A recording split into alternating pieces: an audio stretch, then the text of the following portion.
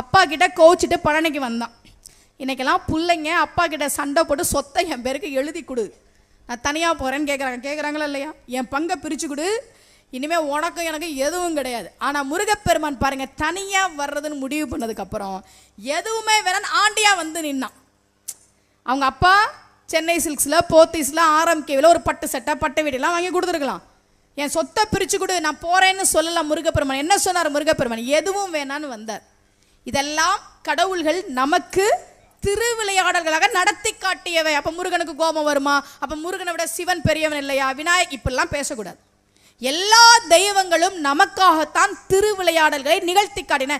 ஓம்ன்ற பிரணவ மந்திரத்தை முருகப்பெருமான் சொல்றாரா? சிவபெருமானுக்கு சொன்னாரா? எங்க சுவாமி வழியில சொன்னாரா? ஏன் சிவபெருமானுக்கு ஓம்ன்ற பிரணவ மந்திரத்தை தெரியாதா? முருகன் சொல்லணும்னா தெரியாதா? நம்ம எல்லாரும் என்ன சொல்லுவோம்? தப்பு தப்பா நம்ம சொல்றோம். நம்ம பிரம்மனை சிறையில் அடையில வச்சப்ப என்ன சொல்றோம்? பிரம்மனை சிறையில் அடைத்தார் முருகப்பெருமான், ஏன்னா தன்னை வணங்கவில்லை என்பதற்காக சிறையில் வைத்தார். அப்படிலாம் இல்லை.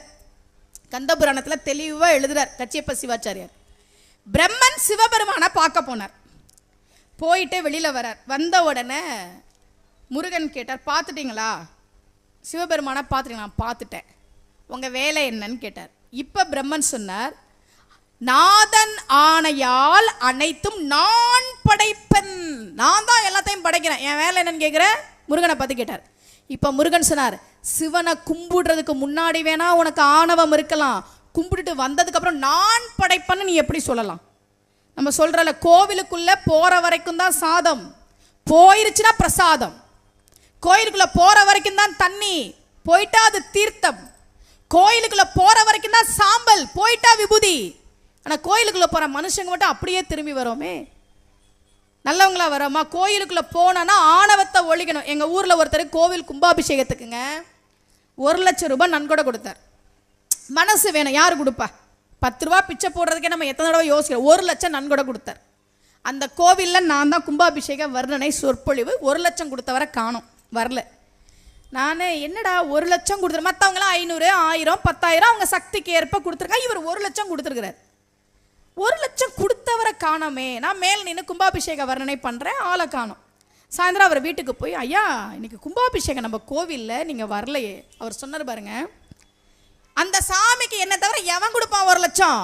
நான் கொடுத்தேன். எவன் கொடுப்பான் அந்த சாமிக்கு 1,00,000? நான் கொடுத்தேன். பத்திரிக்கையில் என் பேரை பெருசாக போட்டானுங்களா? நான் நினச்சிக்கிட்டேன், நீ 1,00,000 கொடுத்தது பெருசு இல்லை, நான் பெரியவன், என் பேரு பெருசாலன்ற ஆணவம் இருக்குல்ல, இது இருக்கிற வரைக்கும் இறைவனுடைய அருள் நமக்கு கிடைக்காது. ஆணவத்தால் இறைவனை அடையவே முடியாது. அதுக்கு தான் சூரபத்மன் உதாரணமா இருக்கு. அடி மீது அடி வைத்து அழகான நடை வைத்து விளையாட ஓடிவா முருகா, என்னோடு சேரவா முருகா, என்னோடு சாய்ந்தாட உடலிங்கு தள்ளாட உயிர் மெல்ல ஏங்குதே குமரா, உன்னை காணும் ஆசைத்தான்